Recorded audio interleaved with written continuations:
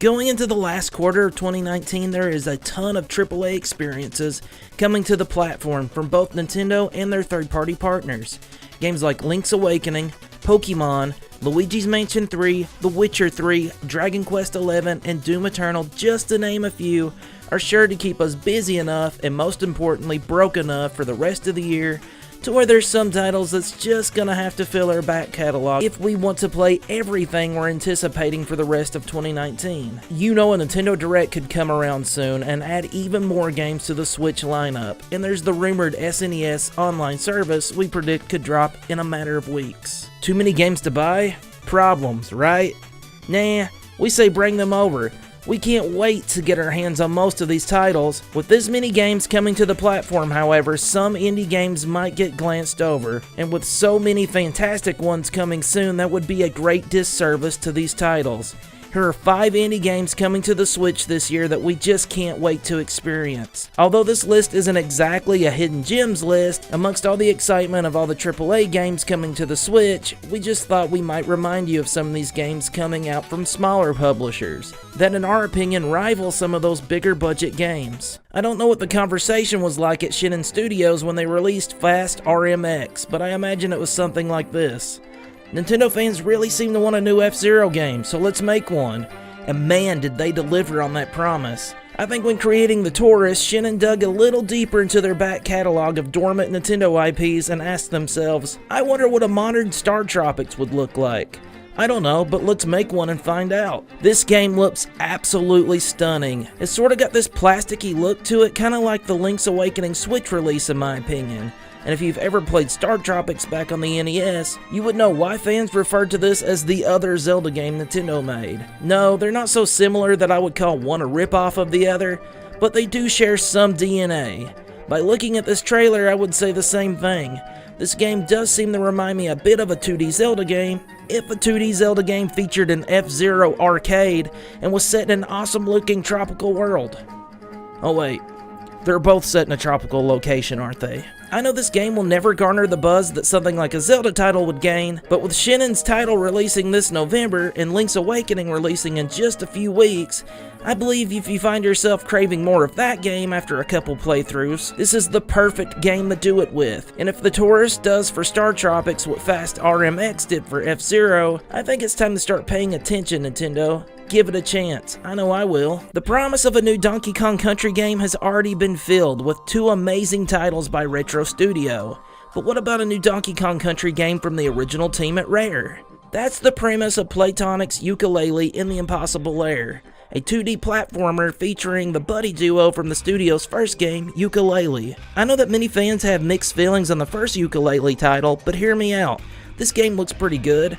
I'm not entirely sure about the 3D overworld sections that Tonics keeps promoting, or the Impossible Lair that you can access at any time hook, but from what I've seen in the trailers, the 2D side-scrolling portions look like they're a lot of fun to play. The moveset from the first game looks like it's been utilized here and seems to translate well in a 2D setting. That's the one thing I can say about the first game, and I think most people that played it would agree with me. The characters felt good to play, and hopefully without some of the pressure of fulfilling all the promises to the Kickstarter backers from the first game, Tonics will get to create a fun playground for these characters to navigate this time. Think about it, if done right, a new Donkey Kong Country game from the former Rare team members. Let that sink in for a moment if you're a fan of the SNES titles. If anything, I'm 100% confident that this game will sound good, as David Wise will return as the composer for the 2D levels in this game. The work he's done on the Super NES titles over 25 years ago still hold up, and they're some of my favorite video game soundtracks of all time, and he's proven to me that he's still got it. And he has proven to me that he still had it with the Donkey Kong Country Tropical Freeze soundtrack as well. It looks like this game will launch sometime in October.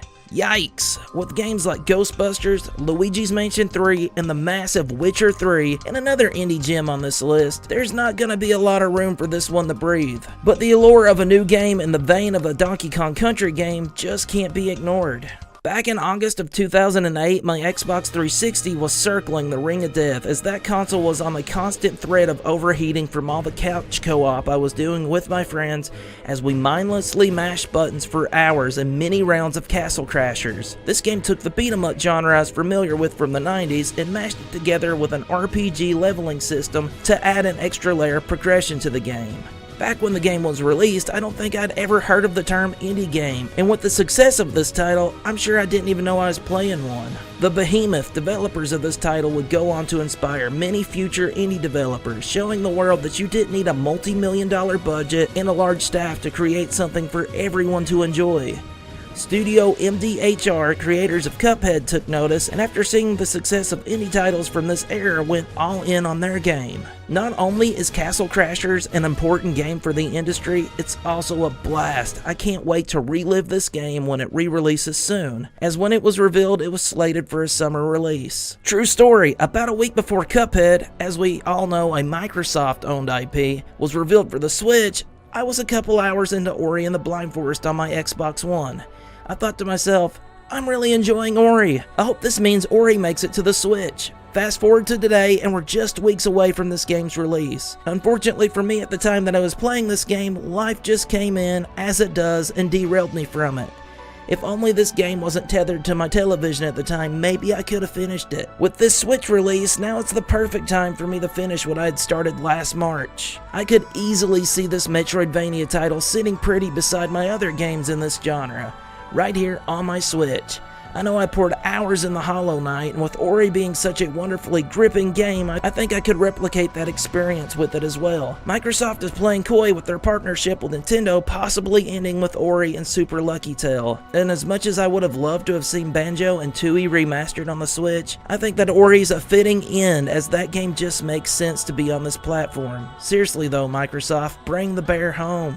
Remember how earlier I was talking about how jam-packed October was for the Switch? Well, hold on to your hats, because A Hat in Time finally arrives on a Nintendo platform. Back in October of 2007, when most Switch owners were playing Nintendo's signature 3D platformer Mario in Super Mario Odyssey, PlayStation and Xbox gamers were treated to Gears for Breakfast's own 3D platformer, A Hat in Time, a game inspired by 3D platformers of yesterday. And with 2 whole years of space between A Hat in Time and Odyssey, I think it's time to take Hat Kid for a spin on your Nintendo Switch. I've played a ton of Odyssey already because of my love for the genre, but outside of Yooka-Laylee, I haven't actually played a lot of 3D platformers in the past 2 years. Because of how busy I was with Odyssey at the time, it looks like I may have missed out on one of the best 3D platformers that have came out in this past decade. I have kept my eyes on this one though, and I'm very aware of how well A Hat in Time reviewed. And from everything that I've seen, it looks like Gears for Breakfast has stayed true to their promise to make a game that lives up to the other titles in this genre's legacy.